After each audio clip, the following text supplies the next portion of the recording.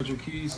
I know you spoke recently about, not necessarily being results-based, but more so process and trying to make sure guys' development is coming along. But obviously, when you're able to get a win, how does it feel, not only be able to get a win today, but, take the series? It feels good because, it's validation for the team, right? So I speak about process. We focus on process, not result-based individually, right? Because within the game of baseball, all that failure, right, it still collectively contributes to wins, right? And then just getting these guys to focus. Well, your result might not happen today, but it ain't just about you. Still your process. Some of these guys coming around their second time out, and the pitchers, they've been amazing. Their second time out. It's good to see. The win it kind of validates what coaches and managers are trying to preach when it comes to, hey, you do the things the right way. And so I'm just like, thank God we win, because it just gives us, I guess, more trust with the players when we're trying to say, hey, this is how you do this. This is how you move. Talk about Aaron Whitley again, coming in the second game. Now lead off ninth inning with a single and scoring a winning run. Again, another great game, stealing bases, hits today. Spark plug, man, plain and simple. Whitley his physical tools are obviously his speed, is there. But when you look at the kid's eyes, he's in the game, he's locked in. He doesn't look like a deer in headlights. He understands his strength, right?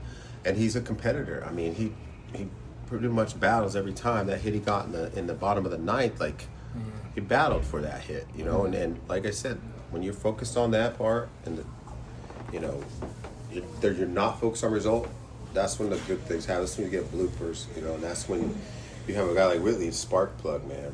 Yeah, and the guys feed off it. Seeing you put Juju in a cleanup spot today.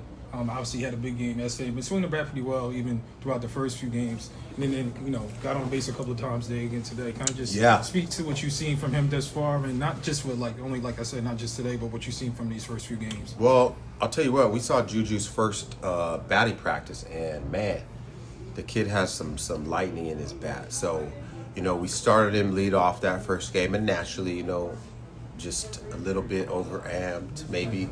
So, again, the process, right? Tell him, hey, it's okay. I know you're going to fail. You ain't taking the line, and we move him around. But yesterday was the game where we're like, yeah, Juju. That's what we see in him. And so now I want to put him in a spot where it actually benefits the team now. So the hits will come. He'll find it challenging moving in the order and also see. But we just like seeing these kids relax, man, and play the game. The first week for them is so that they get paralyzed, right? And they're thinking about draft and the portal, and paralyzes them out there. Gives them that performance paralyzation is what I call it. But when they start relaxing, they get to see what they're capable of. Sure. Talk about your catcher, Evan Sullivan, today. Job he's done this whole week, defensively and offensively. Speak on Evan. Evan is a really good catcher. And you might not notice it because it's not super flashy, right? But his pop time is above average, man. It's really good. He's starting to receive the ball better. And a lot of it, I think, comes from fatigue and just change of environment and stuff. They're sleeping in a new place at a dorm, at a writer on a who knows what bed. So we get to see these kids, again, their tools are there. We get to see them, but giving them the I guess, leash, to go and play, make mistakes is super important in this league. It's super important because they're coming from places where if I don't play good, then I'm out, right?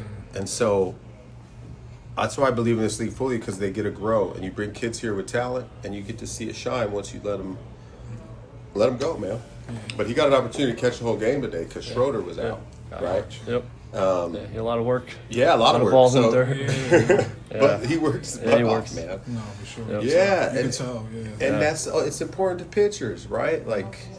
There's nothing that makes you feel better than a catcher, is working their butt off, blocking balls, and then can throw people out, man. I noticed that's why this is my first time meeting you, which I'm grateful that you gave us the time to speak. Yeah. I've been here opening day and then Friday night, and I saw him, gun down two guys the first day, and I was like, the transfer, the quickness of it is clean. It's clean, it's smooth. He doesn't panic, he doesn't rush, and mind you, he's hitting 400 or something. So all right, y'all.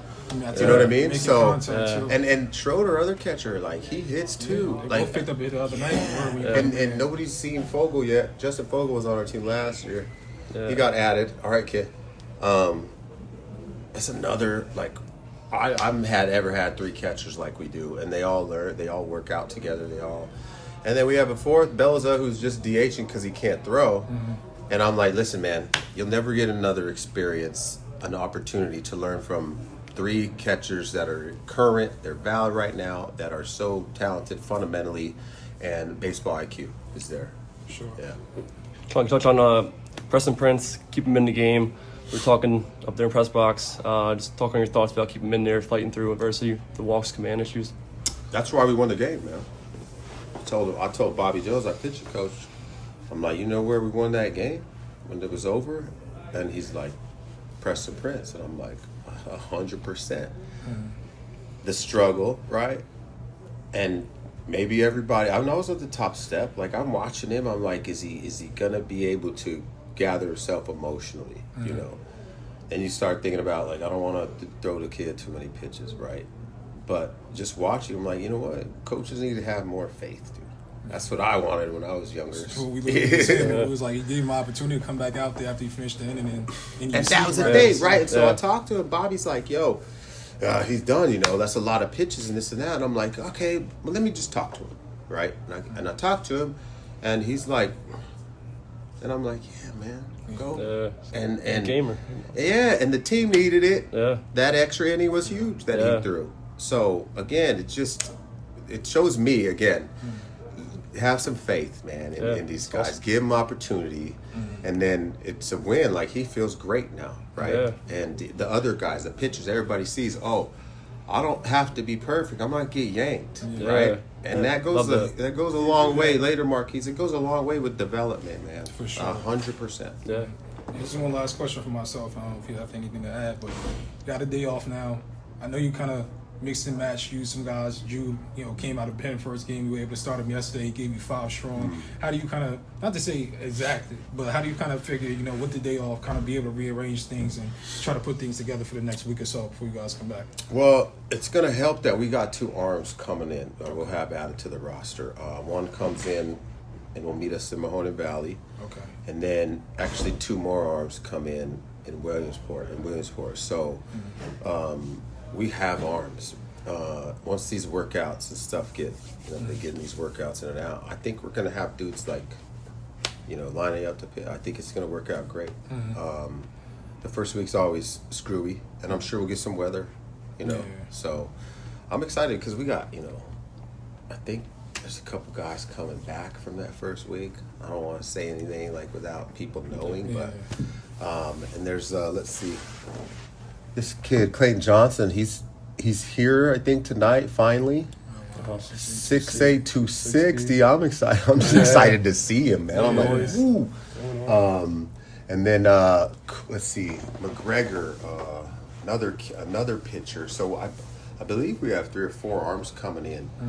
And I'm like, that's great because pitching's always like, you can never have enough. Never have enough, right? But our offense is starting to look like comfortable. And I'm like, that's dangerous, Those guys are comfy. The cool thing about the team is that the veteran guys, like, they're naturally taking the younger guys under their wings. You know what I mean? The younger guys are so open-minded. Belza and Dawson and Cody Scott, they're like, and they're like, they got tools, dude. They're good. The whole, dynamic of the team is chill, low key, and it's I love it, man. Yeah, awesome. A couple more guys want to ask you about walk-off man Jacob Paternak and the go-ahead single, and then hit by pitch to win the game there. Talk on him. That's another one. Like you see him struggling, you see him grinding, but you see the talent, and you're playing the game of baseball, right? So for me, it's like we're trying to get these kids to understand, like, if you chose the game of baseball, then you chose the grind and the struggle. Okay. Don't be mad because you struck out. Be mad because you chose baseball. Don't be mad because you lined out. Be mad because you chose baseball. That's what I've been saying, okay? And they're like, yeah, because then it removes the result. Then they accept it. So Jacob, Gave him DH spot yesterday. Was it yesterday? Took him off third, put him at DH just so he could get ABs and focus on that. He's still like but again, you see it there. It's just here, and then again, it's just today. Then he and I dabbled with pulling him, because he came. He was, he's upset and this and that. But then again, like I just sit back and I watch, and I'm like, he's all right. He's all right. Mm-hmm. Let him go. And again, the manager, the classic mistake of over management, right? Yeah. Like you try to protect your player. Oh no, he's struggling, and all the message that gets sent to him is like, oh shit, if I fail, I'm out. Mm-hmm. So again, he proved himself right by going back up there again, hitting that base hit, and now he's in a position to win the game for us. Mm-hmm. Yeah. And then you see him; he wasn't panicking, swinging, or whatever. Yeah. It's just good to see, bro. And like I told everybody else, I'm like, staying out of the way is the best thing that I could do. I know that. That's fact. Yeah. One more player for you, shortstop, third baseman Mike Hooley, birthday man today. No way. 21st birthday. That? Yeah, I think they said. Anyway, Hooley, he's one of those dudes I was talking about. Is like a mentor type guy for like dudes like Dawson. You're right, Logan Dawson. Yeah. I told Dawson, I go, you just stay close to him in the clubhouse, dugout on the field. Mm-hmm. I told Hooley, I'm like, I'm not telling you you're an old man and your career's over by any means, but like this guy's you're gonna be your shadow. Mm-hmm. So if you noticed last night, we put him in short. Dawson and had Hooley right there next to him just to kind of be like, a guide. But Hooley's good, man. Yeah, I saw his Villanova stats. He's heck really of a good career player, there, and so far been on base, getting hits, average and on base percentage. Yeah, I mean, like for me, selfishly, I play him at shortstop every day. Like he's an everyday shortstop. But the beauty about it is he understands what's going on here. Like he gets it. He's chilling. But make no mistake about it. Like he'll be back in at shortstop, and I hope he gets an opportunity, man. Teams need to see him, dude. He's a good player. Yeah. He is. Awesome. Now, about over managing and everything, but so first season as a manager ever. Talk about your first week. Takeaways yourself. Yeah, I'm tired, bro. Just tired from just so much. I was telling Preston Wilson, I was just talking with him, Frederick's manager. And so last season when Adonis Smith became manager, right? I coached him, and he started moving around funny. I'm like, he's getting up like old, and I remember yelling like, Adonis, like, just because you became manager, like, doesn't mean you all of a sudden aged 15 years, bro. I'm like, why are you walking like that, dude? But God's honest truth, man. My back hurts, okay? My knees. I'm in the dugout, and I'm like, man, like, I feel like one of the managers I see on TV. So, lack of sleep. I already trouble going to sleep, but now, oh my gosh, the mind races. Yeah. The communication, so I'm just tired. On the off day, I'm sure they are too. Yeah. But I'm tired. So it'll be nice. Started at home, and you got the road trip coming up. Yeah, which will be exhausting again. And then, I don't know if you've seen our schedule, but we're gone a lot. Yeah, coming up. And I will say this.